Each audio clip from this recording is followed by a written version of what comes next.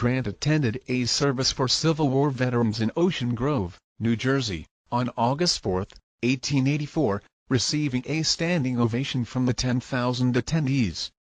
It would be his last public appearance.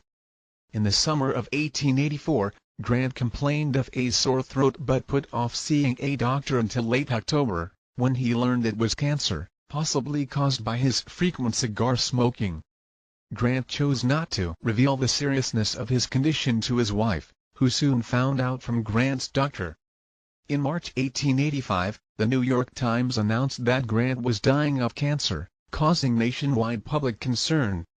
Knowing of Grant and Julia's financial difficulties, Congress restored him to the rank of General of the Army with full retirement pay. Grant's assumption of the presidency had required that he resign his commission and forfeit his pension. Grant was nearly penniless and worried about leaving his wife money to live on. He approached the Century magazine and wrote a number of articles on his Civil War campaigns for $500 each. The articles were well received by critics, and the editor, Robert Underwood Johnson, suggested that Grant write a memoir, as Sherman and others had done. The magazine offered him a book contract with a 10% royalty. However, Grant's friend Mark Twain, one of the few who understood Grant's precarious financial condition, offered him an unheard of 70% royalty. To provide for his family, Grant worked intensely on his memoirs in New York City. His former staff member Adam Badeau assisted with the research, while his son Frederick located documents and did much of the fact-checking.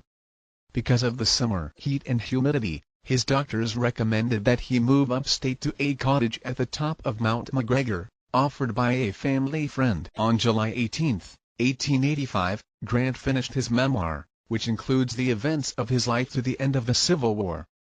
The Personal Memoirs of U.S. Grant was a critical and commercial success. Julia Grant eventually received about $450,000 in his royalties. The memoir has been highly regarded by the public, military historians, and literary critics. Grant portrayed himself as an honorable Western hero whose strength lies in his honesty. He candidly depicted his battles against both the Confederates and internal Army foes. Grant died at 8:08 a.m. in the Mount McGregor cottage on July 23, 1885. Sheridan, then commanding General of the Army, ordered a day-long tribute to Grant on all military posts, and President Grover Cleveland ordered a 30-day nationwide period of mourning. After private services, the Honor Guard placed Grant's body on a funeral train, which traveled to West Point and New York City. 250,000 people viewed it in the 2 days before the funeral. Tens of thousands of men, many of them veterans from the Grand Army of the Republic, marched with Grant's casket drawn by 24 black stallions to Riverside Park in Morningside Heights, Manhattan. His pallbearers included Union Generals Sherman and Sheridan, Confederate Generals Simon Bolivar Buckner and Joseph E. Johnston, Admiral David Dixon Porter, and Senator John A. Logan, the head of the GAR. Following the casket in the 7-mile-long procession were President Cleveland, 2 former living presidents Hayes and Arthur, all of the president's cabinet, and justices of the Supreme Court. Attendance at the New York funeral topped 1.5 million. Ceremonies were held in other major cities around the country, while Grant was eulogized in the press.